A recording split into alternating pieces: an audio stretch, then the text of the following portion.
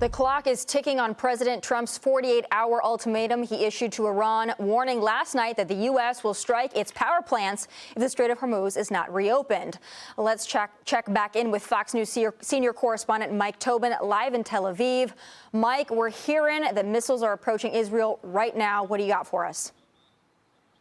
Well, we should start hearing the sirens in about 2 minutes now. The way the alerts are going right now, everything from the north to the south of Tel Aviv is under watch right now, in the eastern section of Tel Aviv in particular. So we hear the sirens start coming. Usually what we get out of Iran these days are the cluster bombs. And the reason you get the cluster bombs is they're effective in terms of getting through the Israeli air defenses. And when I say cluster bomb, what I'm talking about is a warhead that's made up of dozens of little bombs. And when that's intercepted by the air defenses, it'll break up into dozens of bomblets, and the bomblets still get through. And we've seen them be very effective in terms of hurting people on the ground or destroying property because those bomblets get through. What we saw yesterday was an exception because those were ballistic missiles with big 1,000-pound warheads. For the most part, those big warheads aren't getting through. They get intercepted. Last night, 2 of them got through in Dimona and Arad.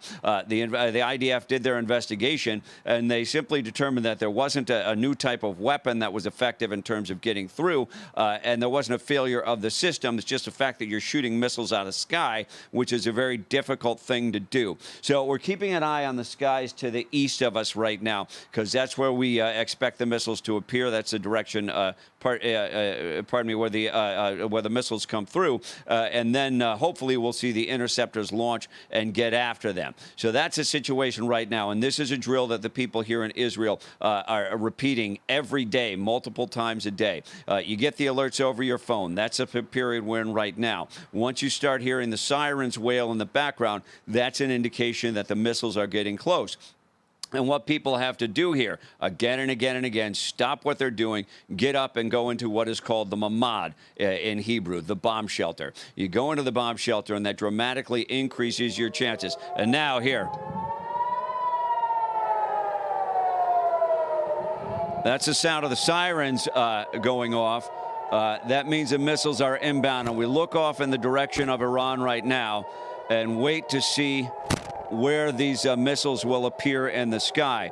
It's very different than the shorter range rockets that we see out of Lebanon and we saw out of the Gaza Strip for so many years, because those run out of fuel halfway and you don't see the inbound rocket. You only see the interceptors go up. What's different about the things that come in from Iran is they're ballistic missiles, so they leave the atmosphere, and when they re-enter, it's almost like a meteor shower with the rocket coming back in, because they get hot upon re-entry to the atmosphere, and then you'll see the interceptors go up after them.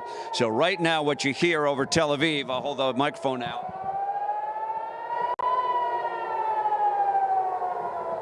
Those are the air raid sirens. The Israeli population now is pretty disciplined about getting into the shelters for this period of time and waiting it out, because the shelters are very effective, particularly with these big warheads when they come in. They spread shrapnel all over the place. And yeah, if we look up in the sky to the east, what I can see now is a cluster bomb. You saw the big light, that was the interception, and now we've got dozens of bomblets coming down over Tel Aviv. You see one bright light that is cascading in this direction, a lot of lights separating off of it, and those are the bomblets. And the bomblets themselves are still quite dangerous because they're little explosives. They're not as powerful as a big 1,000-pound warhead like came in Dimona last night, but they're still very capable of hitting people. And one single light is now cascading. And we heard a big boom there. That's probably the interception. And I'm looking at one single light now cascading. I won't give specifics on the location, but over in the skies over Tel Aviv, headed to the ground, and we'll see what that results in. Mike, are you in a place it didn't appear to cause a large explosion. Go right ahead. Yeah, do you feel like you can answer some questions real quick? Sure, go ahead. Yeah, so When it comes to the defense, the interception, you've got all these different Jacob's Ladder, the Iron Dome, the Arrow system. I know before this launch, back during the 12-day war last year, we talked about the capabilities, and then as this started, how much U.S. ships are helping in this to defend Israel. Is the sense that Israel's Iron Dome, the Arrow system, is still operable, still functioning with a proper amount of munitions, or are we using some U.S. assets now? Where does that seem to be?